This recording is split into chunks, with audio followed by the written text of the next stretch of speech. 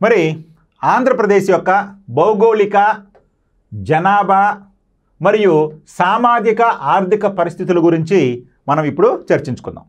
భౌగోళిక అంశాలు అంటే కొంత జాగ్రఫీ పార్ట్లో, అంటే ఆంధ్రప్రదేశ్ జాగ్రఫీకి సంబంధించిన అంశాలు, అంటే ప్రధానంగా భౌగోళిక అంశాలు కానీ జనాభా అంశాలు కానీ ఇవన్నీ జాగ్రఫీ పార్ట్లో కూడా మనం చర్చించుకుంటాం. అక్కడ కూడా మీకు ఉపయోగపడతాయి. ఎందుకంటే ఇది గవర్నమెంట్ సర్వే ఇచ్చినటువంటి రిపోర్ట్ కాబట్టి అఫీషియల్గా ఉంటాయి. అందుకని ఇదే ప్రామాణికంగా మనం తీసుకోవచ్చు జాగ్రఫీలో కూడా. ఇక్కడ చూడండి, మరి ఆంధ్రప్రదేశ్ రాష్ట్రం 1,62,970 చదరపు కిలోమీటర్ల భౌగోళిక విస్తీర్ణంతో 26 జిల్లాలు కలిగి దేశంలో 7వ అతిపెద్ద రాష్ట్రంగా, అంటే ఆంధ్రప్రదేశ్ ఆర్థిక సర్వేలో 8వ స్థానం అని ఇచ్చాడు, కానీ దాన్ని కొంత సరిచేయాలి. కానీ ఒరిజినల్లో మనకి ఇచ్చినటువంటి దాంట్లో 8వ స్థానం అన్నాడు. కానీ జమ్మూ కాశ్మీర్ రాష్ట్రాన్ని కేంద్రపాలిత ప్రాంతంగా చేయడంతో మనం 8వ స్థానం నుంచి 7వ స్థానంలోకి వచ్చాం. అందుకని వాస్తవంగా మన ఆంధ్రప్రదేశ్ 1,62,970 చదరపు కిలోమీటర్లతో ఉన్నటువంటి మన ఆంధ్రప్రదేశ్ భారతదేశంలో 7వ అతిపెద్ద రాష్ట్రంగా ఉంది. మరి మన రాష్ట్రం ఉష్ణమండల ప్రాంతంలో నెలకొని ఉండి దాదాపు 974 కిలోమీటర్ల పొడవైనటువంటి తీరరేఖతోటి దేశంలోనే 2వ అతిపెద్ద తీరరేఖను కలిగిన రాష్ట్రంగా ఉంది.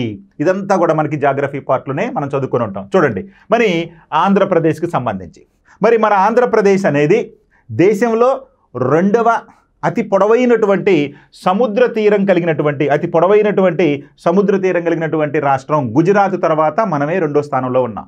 మరి మన రాష్ట్రం యొక్క సముద్ర తీర పొడవు తీసుకుంటే 974 కిలోమీటర్లు.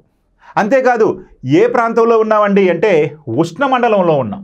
మనము ఉష్ణమండలంలో, ఎందుకని ఇక్కడ చూడండి 13 డిగ్రీల ఉత్తర అక్షాంశం నుంచి దాదాపు 19.2 డిగ్రీల ఉత్తర అక్షాంశం వరకు, అంటే మనము 13 నుంచి సుమారు 19 డిగ్రీల అక్షాంశాల మధ్యలో ఉన్నాం కాబట్టి పూర్తిగా మనం ఉష్ణమండలంలో ఉన్నాము. మరి 23.5 డిగ్రీల ఉత్తర అక్షాంశమైనటువంటి కర్కట రేఖ మన భారతదేశానికి మధ్య గుండా పోతుంది, 8 రాష్ట్రాల గుండా పోతుంది అనుకున్నాం కదా. అయితే ఆ కర్కట రేఖకు మనం దిగువన దక్షిణ భాగంలో ఎక్కడి నుంచి అండి దాదాపు 13 నుంచి 19 అక్షాంశాల మధ్యలో ఉన్నాము.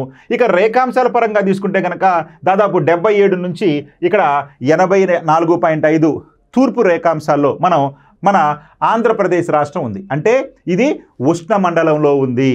ఉష్ణమండలంలో ఉంది కాబట్టి అధిక ఉష్ణోగ్రతలు ఎక్కువగా ఉంటాయి. వేసవి కాలంలో ఎక్కువగా ఉష్ణోగ్రతలు ఉంటాయి, వర్షాకాలంలో అధికంగా వర్షాలు ఉంటాయి, అదేవిధంగా శీతాకాలంలో మనకి ఎక్కువగా చల్లని వాతావరణం కూడా ఉంటుంది.